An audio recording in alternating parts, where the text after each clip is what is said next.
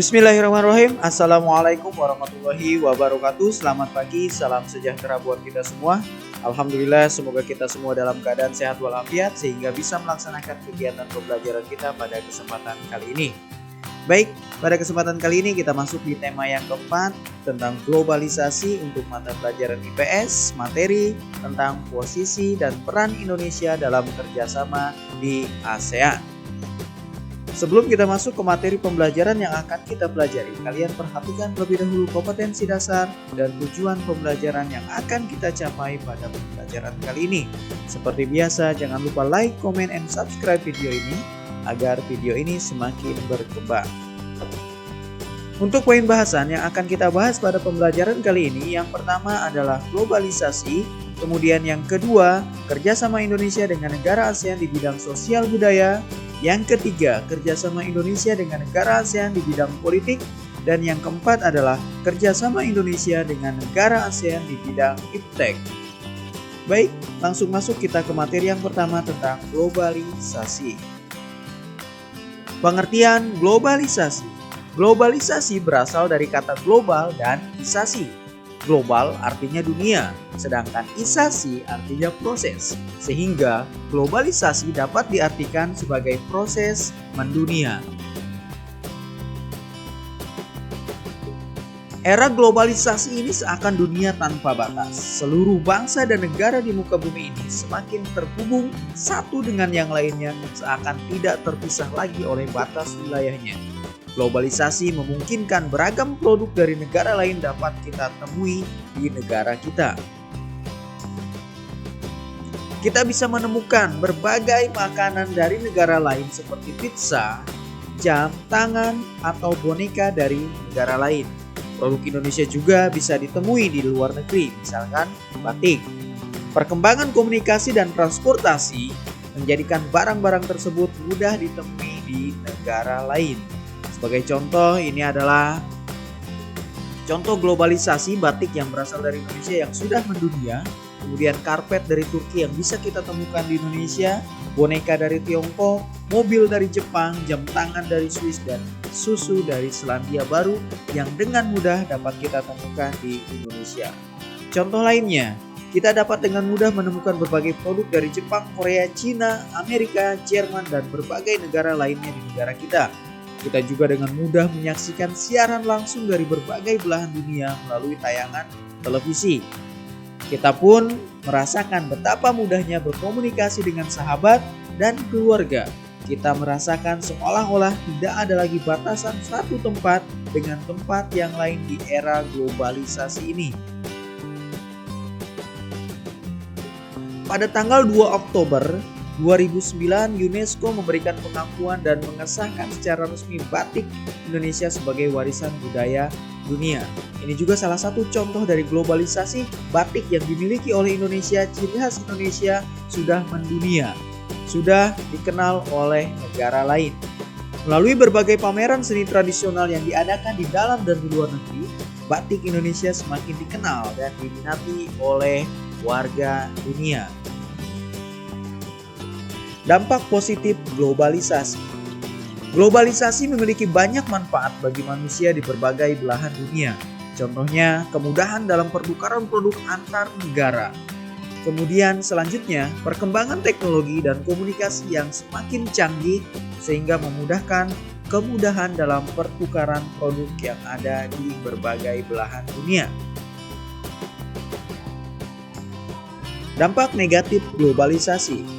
Selain memiliki banyak manfaat, globalisasi juga membawa pengaruh negatif bagi bangsa Indonesia, seperti masuknya budaya asing yang tidak sesuai dengan norma-norma yang terdapat di Indonesia.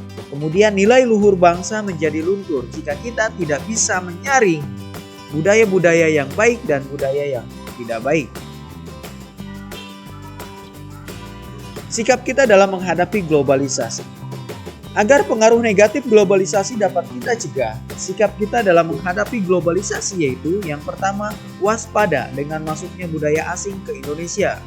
Kemudian yang kedua, menyaring barang dan budaya yang masuk ke Indonesia.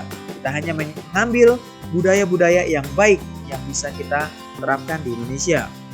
Kemudian selanjutnya mencintai produk-produk dalam negeri dengan cara menggunakan barang-barang buatan pengrajin dalam negeri.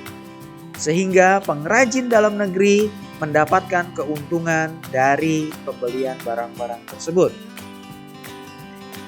Kemudian selanjutnya berpikir global dan bertindak lokal. Itu adalah sikap kita dalam menghadapi globalisasi.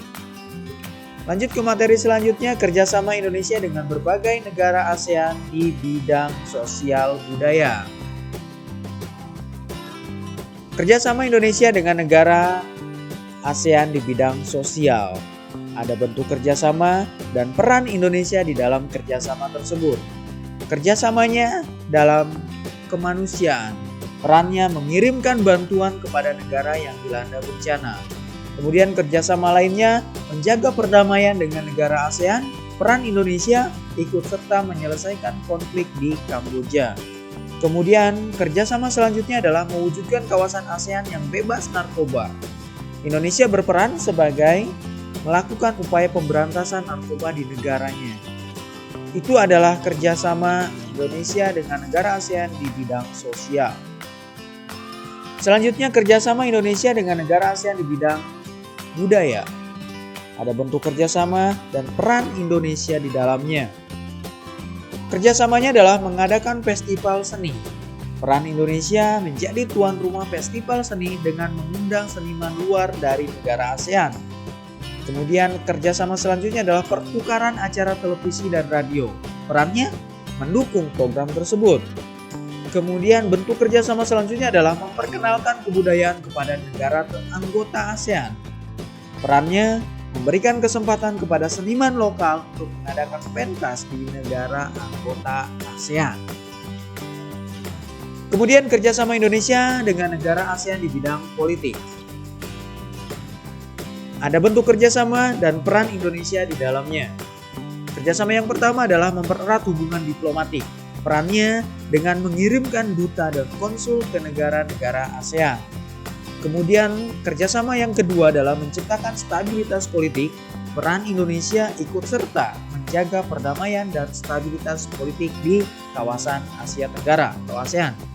Kemudian bentuk kerjasama yang ketiga adalah mengadakan perjanjian ekstradisi. Peran Indonesia mengembalikan tahanan atau penjahat ke negara asalnya. Itu kerjasama Indonesia di bidang politik. Selanjutnya kerjasama Indonesia dengan negara ASEAN di bidang IPTEK, ilmu pengetahuan dan teknologi. Ada bentuk kerjasama dan peran Indonesia di dalamnya. Kerjasama yang pertama adalah pembentukan ASEAN Committee on Science and Technology atau ASEAN CONS. Peran Indonesia sebagai penggagas pembentukan ASEAN CONS. Kemudian kerjasama yang kedua adalah mendirikan Southeast Asian Minister of Education atau SIAMEO. Peran Indonesianya sebagai anggota aktif dari SIAMEO. Kemudian bentuk kerjasama yang ketiga adalah memajukan IPTEK, ilmu pengetahuan dan teknologi. Peran Indonesia mendirikan program Akademi Energi Surya. Itu adalah materi yang kita bahas pada pembelajaran kali ini. Semoga bisa kalian pahami dengan baik. Jika belum kalian pahami dengan baik, kalian bisa mengulang kembali video ini sampai kalian benar-benar paham. Jika sudah paham, kita lanjut ke tugas yang harus kalian kerjakan pada pembelajaran kali ini. Silahkan kalian kerjakan di buku tulis masing-masing yang merupakan rangkuman dari pembelajaran yang baru saja kita pelajari. Oke, terima kasih. Semoga nilai tugas dan soal latihan kalian memuaskan dan mendapatkan hasil yang maksimal. Terima kasih atas perhatiannya. Semoga bermanfaat. Wabillahi taufiq wal hidayah. Assalamualaikum warahmatullahi wabarakatuh.